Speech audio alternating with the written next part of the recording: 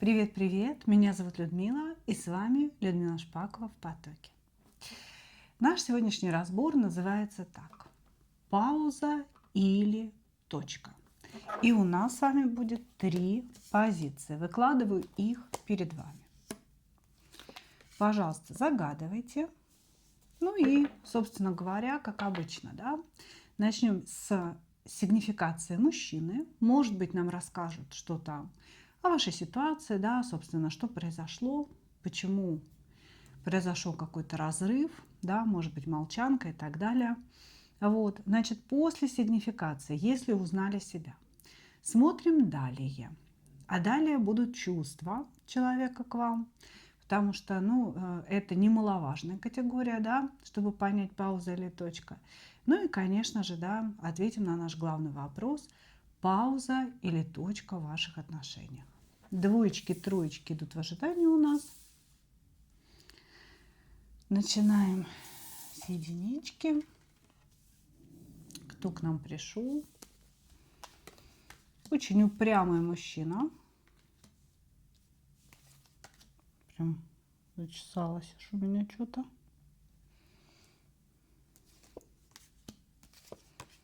На вашей позиции. Как будто что-то хочет сказать. Так, значит, смотрите. В данный момент этот человек потерял работу. Или он ее потерял, или он в принципе не особенно любит работать. Может быть, у нас товарищ, знаете, который время от времени там имеет какую-то занятость, что-то подзаработал. Ну, в общем, не на постоянной основе. Здесь, значит, на сегодняшний момент показано, человек не работает и может... Слушайте, что происходит? То что-то чешется, то что-то не дает говорить. Елки-палки, ну вообще.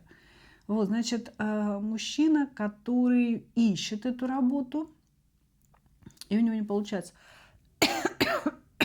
Простите. И у него найти работу не получается. И сейчас он весь в мыслях, да, о том, собственно говоря, где ему трудоустроиться. Мужчина, у которого очень высокое мнение о себе. Я бы сказала, здесь такая явно завышенная самооценка. Он считает, что он всегда прав и видит какую-то явную суть вещей. Значит, мужчина может быть юристом, может быть военным по специальности своей, чиновником или иметь какое-то отношение к документам. Кстати, может быть по справедливости главврачом больницы. Так вот, будучи всю жизнь на каких-то таких высоких должностях, он, конечно, ценит свое мнение, ценит свое слово, но сейчас что-то у него в жизни произошло такое, что он опустился с императора до пажа, понимаете? Или уволили, причем уволили, ну, как-то с волчьим билетом, что ли, понимаете? То есть очень некрасивая история какая-то была на работе. Или потерял бизнес. Может быть, у него был свой бизнес, да, человек потерял, и сейчас у него, ну, такой внутренний поиск без поиска. Здесь просто показано, что он вроде как ищет работу, а сказать, что он хочет найти работу, я бы не сказала. То есть здесь человек хотел бы, чтобы нормализовалась какая-то ситуация с финансами, которая у него была раньше, чтобы что-то такое восстановилось, как было раньше. Но сказать, что он прям сильно хочет работать, я не скажу. Но искать он работу ищет в данный момент. Значит, что еще о нем говорят? Когда он начинает общаться с женщиной, он показывает все свои лучшие качества. Качество жезлового короля. То есть он показывает, как он стремится зарабатывать, какой он достигатор, много чего достиг в жизни. Да, я такой парень, легкий на подъем, я всем помогу.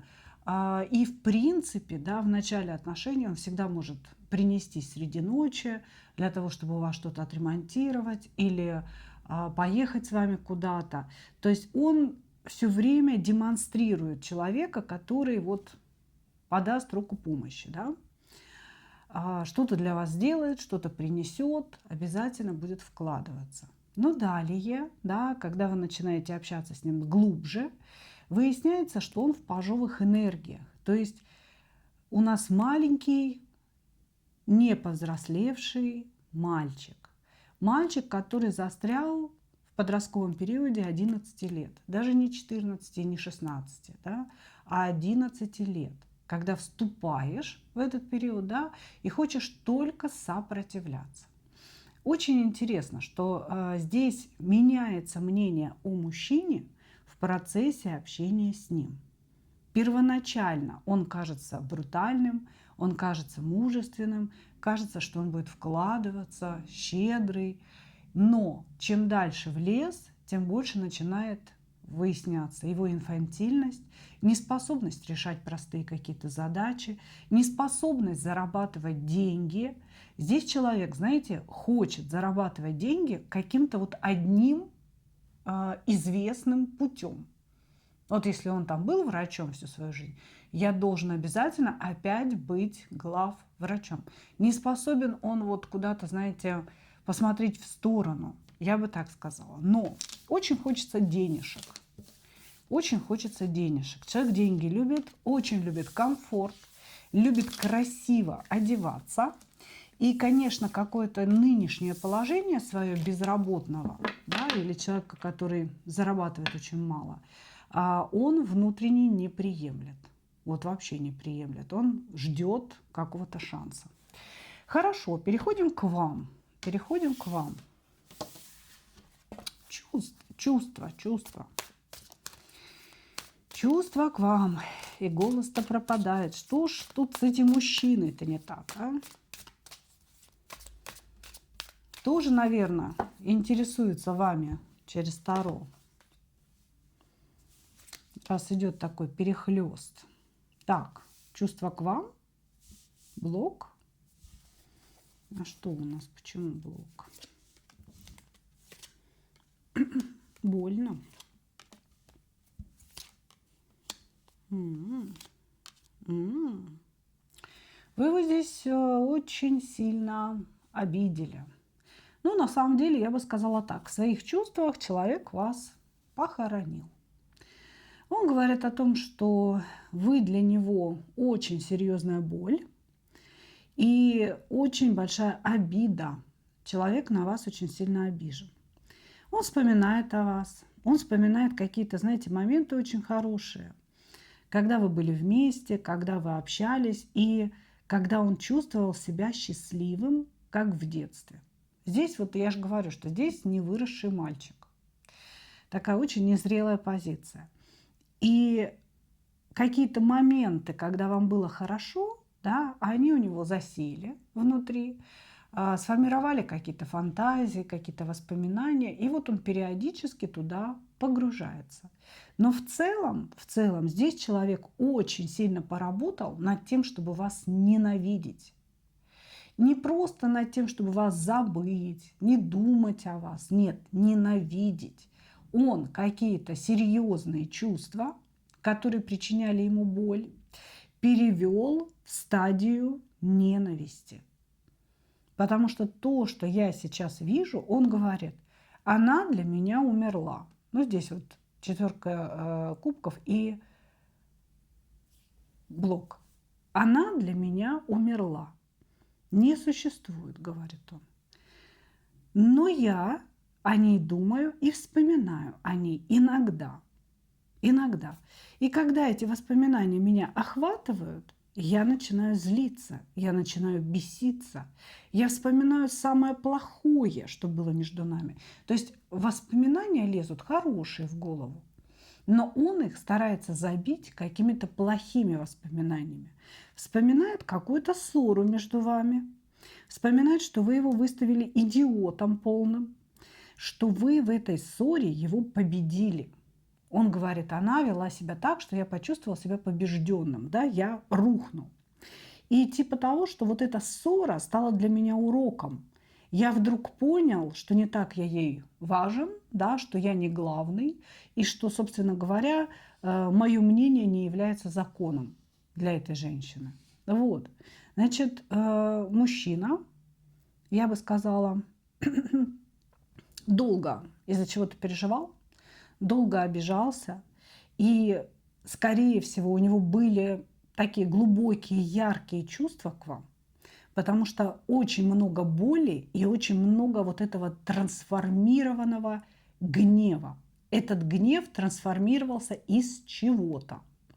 Из чего-то. Из каких-то переживаний. Из чего он трансформировался-то?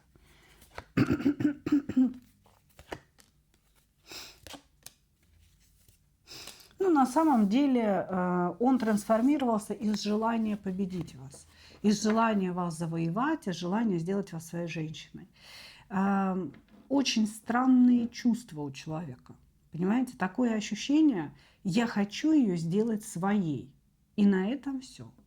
Вот такие странные чувства. Они были, а сейчас как бы это все превращено в гнев.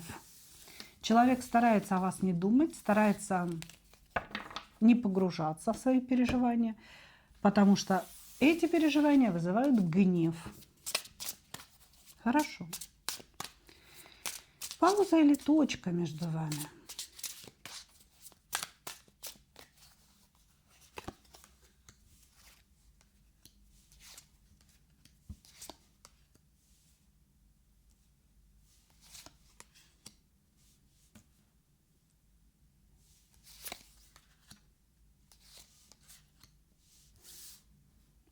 Но он говорит, что все закончилось. И вот смотрите, просто кошмарно, кошмарно наехал на меня ваш мужчина. Я не могу ни говорить, ничего. То есть полностью все перекрывается. Или реально здесь мужчина занимается магией, или каким-то гипнозом, воздействием на сознание людей, или он вас тоже просматривает. И он догадывается, что вы просматриваете его. И здесь идет такое, знаете, вот прям блокировка информации. Не хочет, не отдает эту информацию. Пауза или конец? Человек говорит, что все закончилось. Он здесь еще раз говорит, что вы для него умерли. Все. Значит, он говорит о том, что он не хочет общаться, он не хочет вас видеть, он не хочет возвращаться в эти отношения. Но также, да, перевернутая луна здесь у нас. И она говорит о чем? О том, что он общается с вами у себя в голове, что есть ментальный канал, в котором постоянно идет взаимодействие. Человек себя все время сдерживает. Здесь можно сказать так. Он не хочет возобновления отношений. На сегодня он очень зол, он гневается на вас и обвиняет вас в вашей ссоре, в неправильном поведении и так далее. То есть делать какие-то шаги к восстановлению отношений он не собирается. Он говорит, все закончилось, закончилось. Но он о вас вспоминает, он о вас думает, причем очень навязчиво по Луне. То есть это мысли, которые никуда не деваются, да? Они все время кружатся, кружатся внутри. Вот. И здесь он дает как бы шанс вам. Он говорит, если она признает открыто свои ошибки, то, в чем она была не права, тогда отношения будут восстановлены. Но если она собирается молчать, сидеть и ждать с моря погоды, то я здесь ничего делать не буду. Здесь проблема в чем? Мужчина считает, что вы виноваты в ссоре, и вы не просто виноваты в ссоре, вы перед ним в чем-то очень сильно виноваты, провинились, понимаете?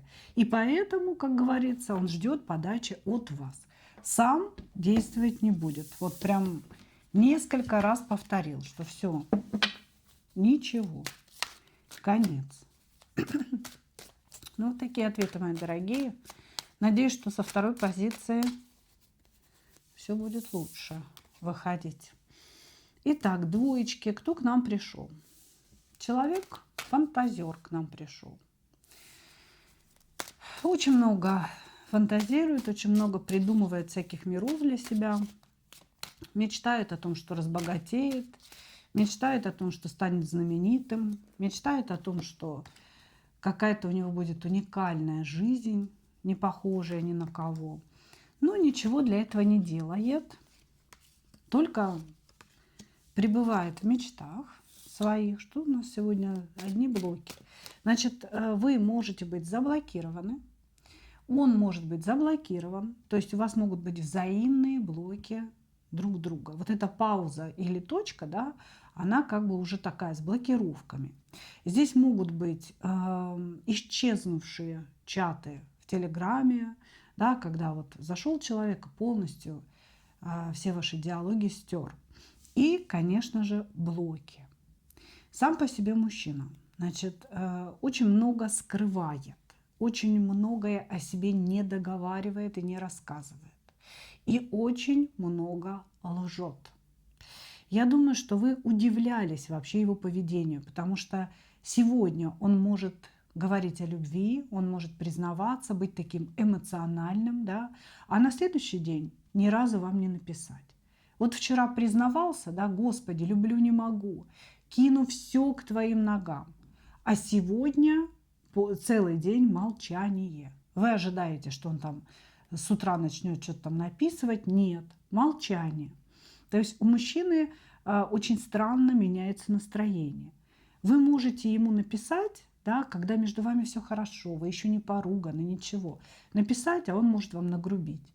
Он может как-то резко отрезать разговор. Сразу раз, так знаете, как рубанул, и все. Вот, значит, и этот человек постоянно находится в каких-то треугольниках. Такое ощущение, что он сам может быть свободен, но ищет все время себе замужних женщин. Ему на самом деле очень нравятся множественные взаимосвязи. Ему нравится первое – соперничать с другим мужчиной и уводить женщину у кого-то. Не просто вот она свободная, да, и я должен ей понравиться, привлечь ее внимание, а именно увести у другого мужчины. Как будто бы он соперничает с ним, и как будто бы он доказывает другому мужчине, что ну посмотри, какой я крутой, да, ты тут о ней заботился, ты ей квартиру купил, а она все-таки со мной спит. Ну вот что-то такое. Вот. Дальше. Что еще с этим мужчиной? Он очень вспыльчивый. То есть здесь можно каким-то словом, неправильным взглядом, да, оценкой его действий не той, сразу возбудить в человеке агрессию. Он быстро загорается и быстро тухнет. То есть если агрессия зажглась, он ее тут же на вас вывалит. То есть он не будет долго терпеть. Сразу наорал, оскорбил, обозвал вас какой-нибудь там дурой или еще чем-то. И после этого минут через 15 успокоился и забыл об этом. И может тут же вам написать: прости меня, пожалуйста, да, что-то я не то сказал. То есть очень вспыльчивый, но отходчивый человек. Значит, тоже почему-то сегодня у нас очень странно идет информация, как будто бы не хочет вытягиваться из потока эта информация. Ну, что говорят карты? Карты говорят, что это какой-то давний ваш знакомый, с которым вы то сходитесь, то расходитесь. Может быть, здесь любовь юности, когда вы в юности имели общие планы, хотели жениться, хотели детей, но потом каждый пошел своей дорогой. И вот прошло какое-то время, он появился, постучался, да, там, в какие-нибудь Одноклассники или ВКонтакте, или в Фейсбуке, и начал рассказывать о своей жизни, вы снова соединили свои судьбы. Я не вижу, чтобы между вами, вот реально, да, пауза или точка, я не вижу, чтобы были какие-то близкие, тактильные отношения. Как будто бы это расстояние, да, но тем не менее вы два близких человека. И вот через это расстояние вы все равно интересуетесь друг другом, разговариваете, общаетесь, да, и даже иногда ругаетесь. И вот сейчас у вас такая ссора, когда все друг друга заблокировали.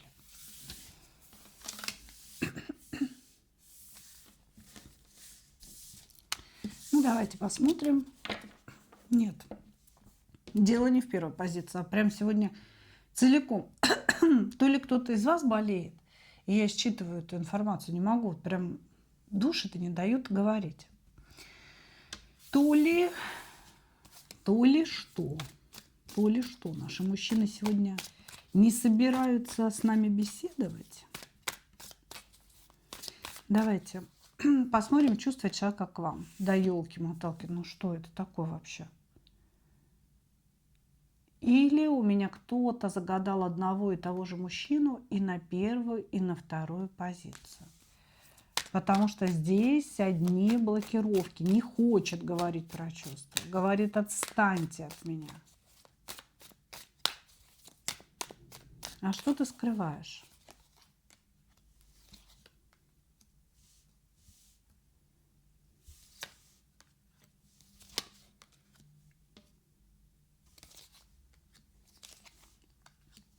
А знаете, что он скрывает? Что ему хорошо и комфортно жить с его женой. Он женатый человек. Ему хорошо и комфортно жить с его женой. И какая-то ситуация с вами стала для него серьезным уроком. Здесь идет ощущение, что он уходил от жены, а теперь он вернулся.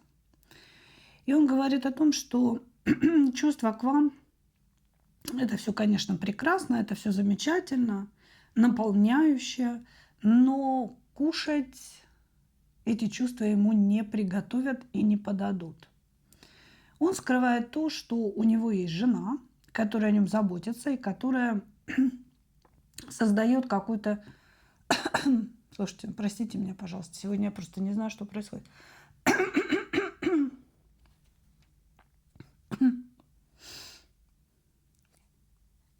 Еще и звук какой-то в ушах начался. Это вот просто что происходит? Что происходит? Этот мужчина был вами увлечен. Он увлечен вами до сих пор. Вы для него какой-то идеал, какая-то идеальная женщина. Ну вот женщина, которую я любила, буду любить всю жизнь. Но вы женщина, с которой он не хотел бы вместе жить. И вы женщина, с которой он вообще не видит настоящих отношений. Это все должно быть через расстояние. Это все должно быть словами. Понимаете? Вы ему нужны для того, чтобы его наполнять, для того, чтобы его поддерживать в какие-то тяжелые моменты. Вы нужны для того, чтобы он знал, что его кто-то ждет далеко-далеко, да? Но не видит он с вами никакого дальнейшего развития. Потому что здесь идет очень интересная позиция. Типа того, что все свои кубковые чувства я отставляю в сторону. Я понимаю, что с ними каши не сваришь. И возвращаюсь к своей жене, с которой у меня 10 пентаклей. Причем эту 10 пентаклей принесла Пентаклева королева. Жена, которая дает ему дом, которая дает ему какое-то обеспечение, которая о нем заботится. Он после общения с вами и после ссоры серьезной очень сильно оценил свою жену. И поэтому сейчас он старается заблокировать чувства, которые у него к вам есть, а это кубковые чувства. То есть это сердечное притяжение. Да, человеку с вами было комфортно, хорошо. Он испытывал удовольствие от этого общения, понимаете? Но почему-то он не может ваше общение и ваши отношения пришить к реальной жизни. Типа того, что все это иллюзия. И ради иллюзии терять настоящую жену Пентаклевую я не хочу, говорит он. Ну вот такой ответ на чувства. Ну вот посмотрите, да, у нас на дне колоды Кубковая королева. Я бы сказала, что этот человек влюблен в вас, но себе не позволяет вас любить. Не позволяет даже думать о том, что он в вас влюблен. Хорошо. Пауза или точка?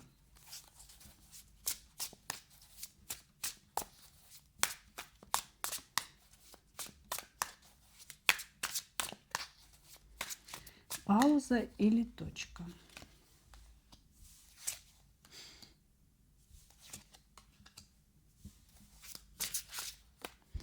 Вот прям, слушайте, вырисовывается история, что мужчина из-за вас мог уходить из семьи. Или мог поговорить с женой, давай разведемся. Потому что здесь опять идет. Вот я спрашиваю о вас, пауза или точка с вами. А здесь говорится, его удерживает жена. А жена поставила какие-то условия мужчине. Ну, понятное дело, да, если он там уходил, возвращался, ясное дело, что какие-то условия здесь будут поставлены. И что? И что дальше?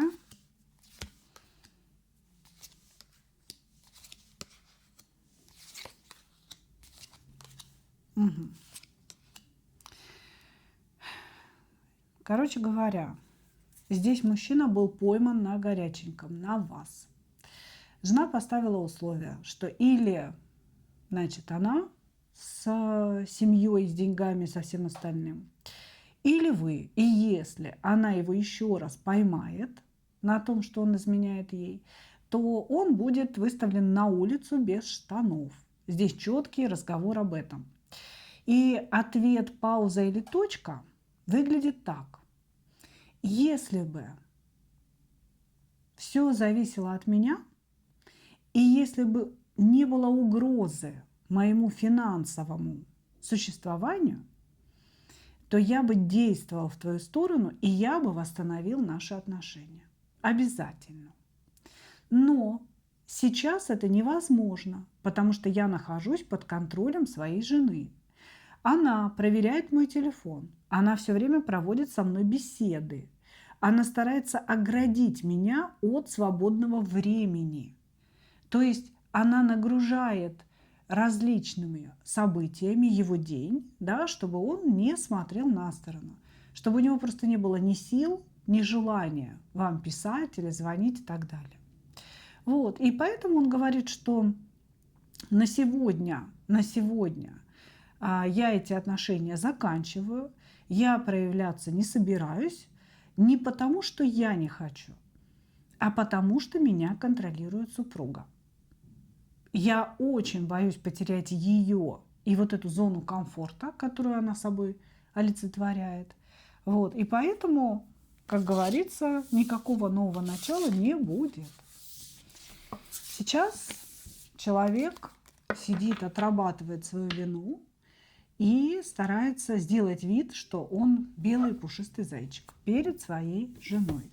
Поэтому вот ответ по поводу паузы или точки, да, он такой, своеобразный. Благодарю вас, двоечки.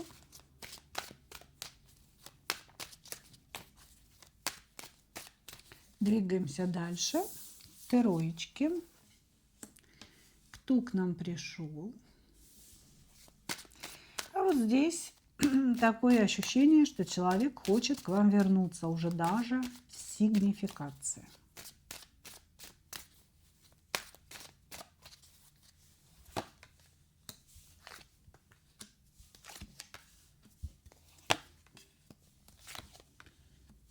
Ой, говорит, как все стало плохо, когда ты ушла.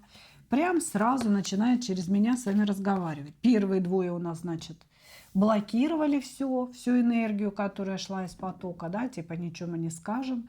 А третий разговорчивый, дальше некуда. Значит, человек кубковый, эмоциональный, весь на поверхности. Если любит, то будет об этом кричать. Если ненавидит, то будет кричать и топать ногами. И этот человек очень глубоко и близко принимает к сердцу, да, какие-то ссоры, какие-то вот эти вот все конфликты. Он этого всего очень не любит, он старается избегать конфликтов. Почему? Ну, потому что больно, потому что все очень глубоко проникает внутрь. Вот, значит, он говорит о том, что жизнь без любви невозможна. Человек обязательно должен любить, но любовь без боли тоже невозможна. То есть для этого человека любовь – это не какое-то приятное, да, состояние эйфории от человека, от своего чувства к нему, да, не забота об этом человеке. А для него любовь – это боль, которая обязательно должна присутствовать. То есть он считает, что любящие люди обязательно должны ссориться друг с другом, обязательно должны как-то вот фонтанировать вот этими эмоциями, да, а потом мириться. Поэтому что ему характерно? Вспыльчивость определенная, да, поругались, хлопнул дверью, ушел.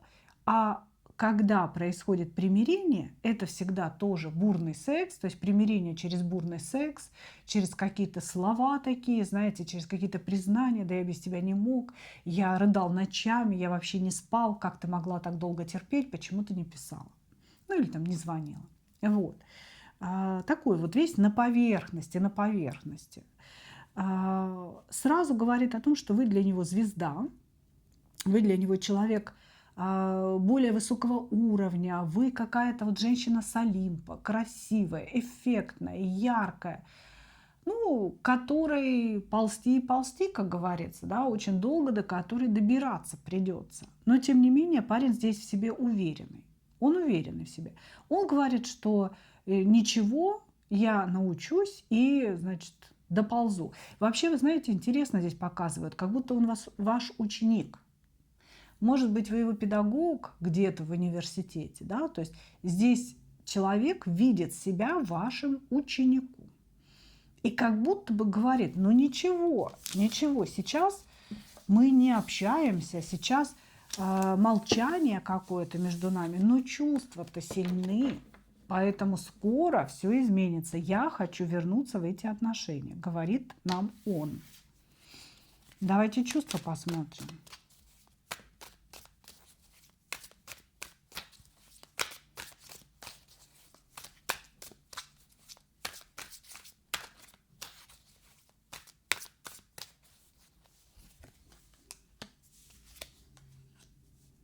Он думает о вас постоянно.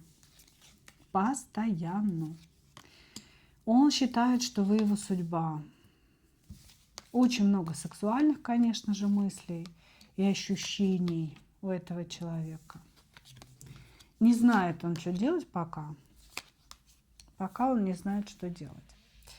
Я бы сказала так. Этот человек вас любит. Вы его семья, вы его страсть, вы его любовь.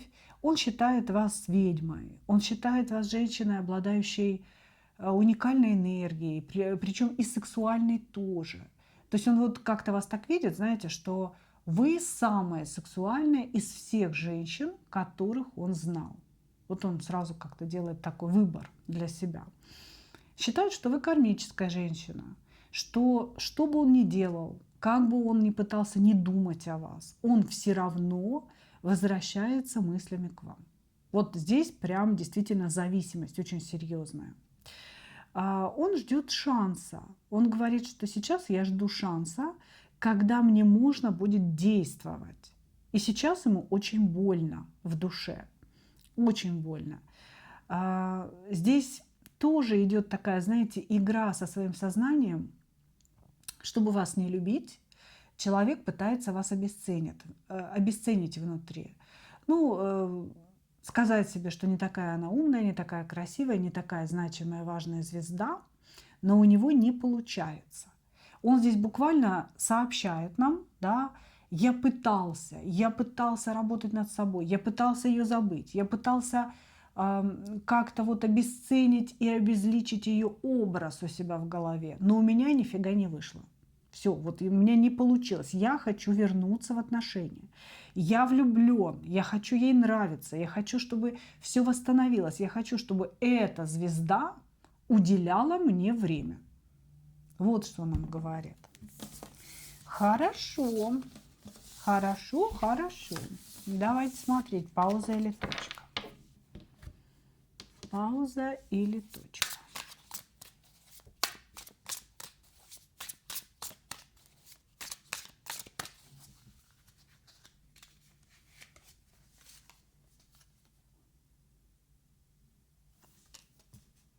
Конечно, пауза. Здесь будет скоро восстановление отношений. Сейчас он дождется каких-то денег, что ли, или какого-то события дождется.